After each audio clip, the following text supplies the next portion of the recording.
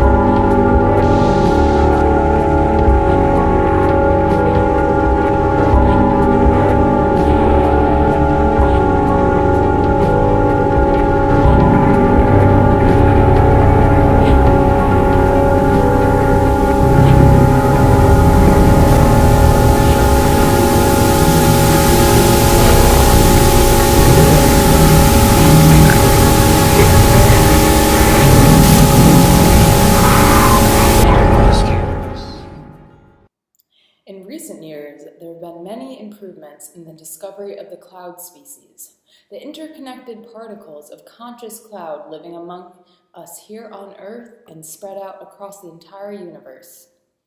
Until now, it has been quite difficult to communicate with this species because they were unable to be seen or heard by humans.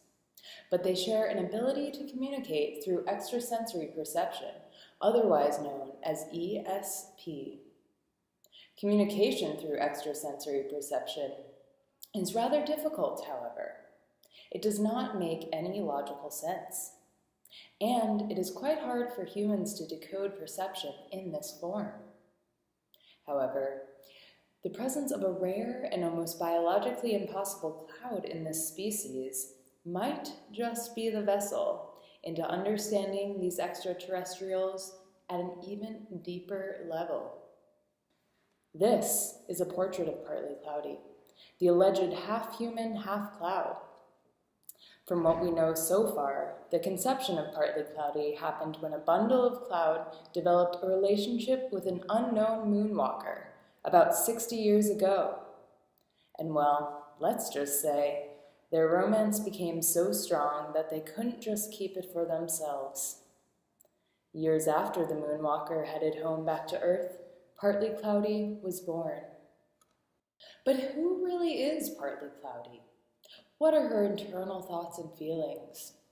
How can she create such fascinating art while not even being able to see, hear, smell, or even pick up a paintbrush? Today, we will uncover some of these questions by communicating with Partly Cloudy herself. I am here today with my translator, Fiona Apricot, from Bogota, Colombia, who is a master in Clowish, a language developed by Partly Cloudy to communicate with humans. Fiona will read the radio waves sent by Partly Cloudy into the extrasensory watch and speak back to her by sending signals through the electroreceptive coils that she wears around her head. Now, it looks like Partly Cloudy is sending us a signal.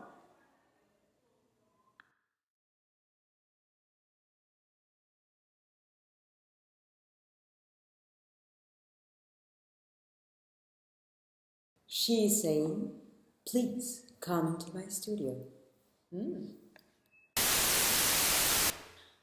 Thanks so much for having us here, Partly Cloudy. What a lively setup.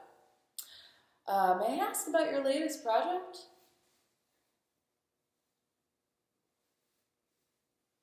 Yes, I am currently working on these abstract paintings here on my desk.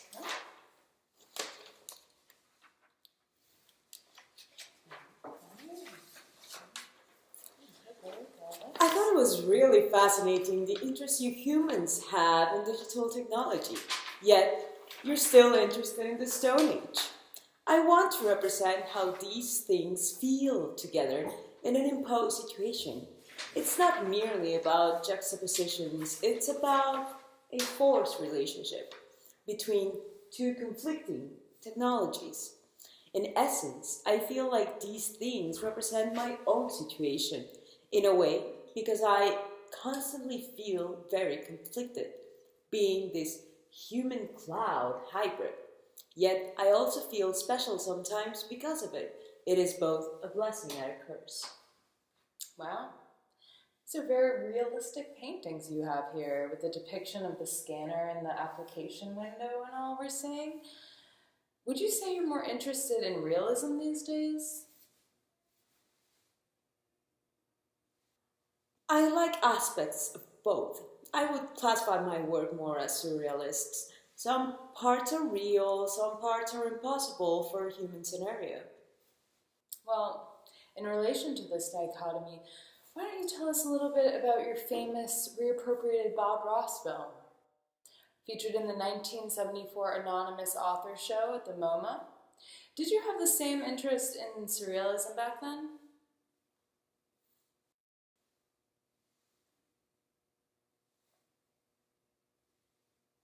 Not quite. I think back then I was interested in artists like Marcel Duchamp and Andy Warhol, that whole conceptual art movement. It was something very hard for me to wrap my head around conceptualism because I am not able to feel everything you humans are. But the challenge of it just kept me interested.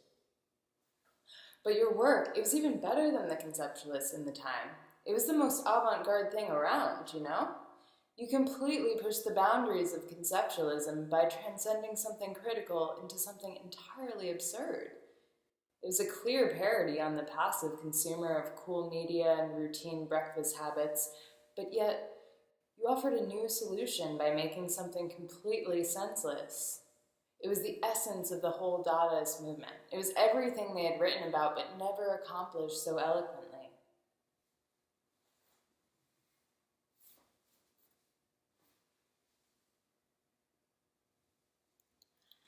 But the funny thing was that I wasn't quite trying to accomplish that level of absurdity. In a way, I guess this struggle between critical and absurd was true to the conceptualists, but it definitely felt different as a part cloud. I find that often my greatest success happen when I'm trying to accomplish something else. So much so that I fail, and the failure ends up failing telling a new story. But I feel like the happy accident is the blessing of my cloud genes because I am interconnected with so many other clouds. and they help me, they influence me, even when I don't ask for it. Yes, but you could say that is true of many artists. But now tell us about the content here. What was your interest in Bob Ross and eggs?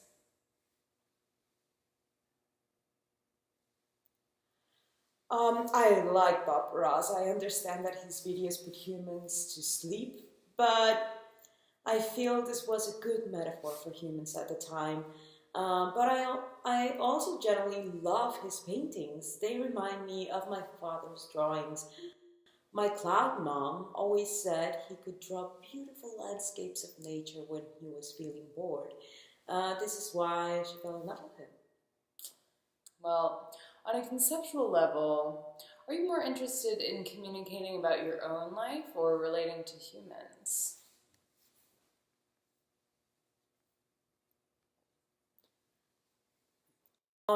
I find that you cannot develop a real relationship without an understanding of your own identity first. I've always struggled with this, and it is now, through my recent abilities to communicate with humans, that I am achieving much more self-discovery. In other recent projects called Identity Crisis, um, yes, I try to depict myself as if I were human. Um, Many human artists try not to think about themselves when creating their work. But I find that self-reflection has been my greatest conceptual tool instead of thinking about how external influences have affected me.